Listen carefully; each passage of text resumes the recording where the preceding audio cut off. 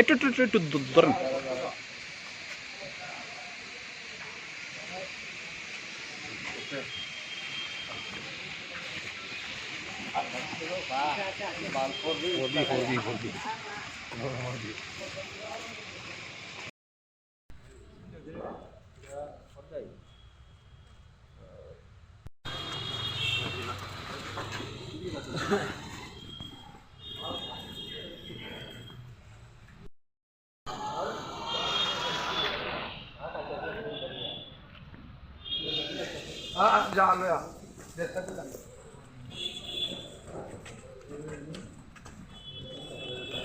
আজকে মাননীয় স্পেশাল জাজ ভিপি দেববর্মা মহোদয় একটা ঐতিহাসিক রায় প্রদান করেন।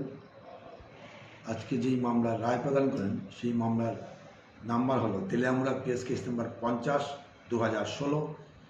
এই মামলায় 7 জন আসামি ছিলেন।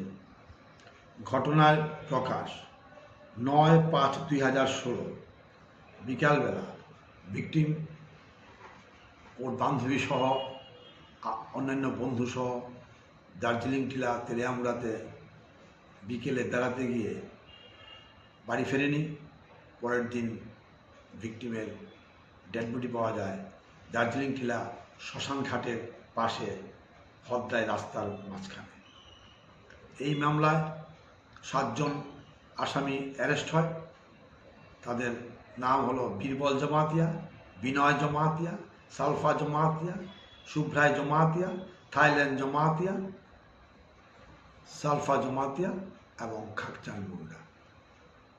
এই মামলায় আজকে পক্সো কেসে সালফা জমাতিয়ার 376D পক্সো 6 ধারায় 20 বছরের কারাদণ্ড মাননীয় স্পেশাল জাজ প্রদান করেন এবং 50,000 টাকা জরিমানা, অনাদে আরও 5 মাসের কারাবাস।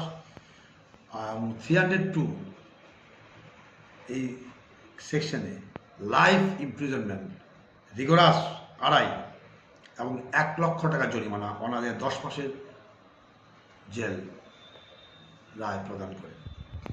এই মামলায় আয়ও ছিল সুমনুল্লাহ কাজী এবং তৎকালীন এসডিপিও তেলিয়ামুড়া আইপিএস অফিসার লাখি চৌহান। এই মামলার 69 জন সাক্ষী নাম দিয়েছিল প্রসিকিউশন সাইড। 47 জন সাক্ষীর সাক্ষ্যবাক্য গ্রহণের পর